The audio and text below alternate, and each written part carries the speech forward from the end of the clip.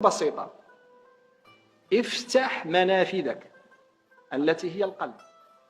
أصعب شيء على القلب يا سيادنا اللي راه هو الذهن إذا كان مفتوح، إذا كان تشويش الذهني نفكر من هنا وهناك.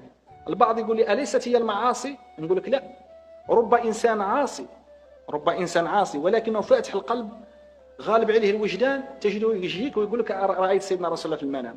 ورب إنسان ممكن من العلماء طائع كذا، ولكن قالها لي بعض من العلماء 20 30 40 سنة في العلم في حياته ما رأى سيدنا رسول الله. ويأتيني بعض الشباب يتعاطى الدخان وممكن يعني يسرق النظرات من هنا وهناك ويقول لي: رأيت سيدنا رسول الله في المنام. هل نكذبه؟ ولكنه وجدانا هذا الشاب متعلق بسيدنا رسول الله. أما ذاك من أهل العلم ولكنه فاتح نوافذه العلمية أكثر من الوجدانيين. حتى ولو أعطيته وردا من الصلاة على سيدنا رسول الله يشتغل حال الصلاة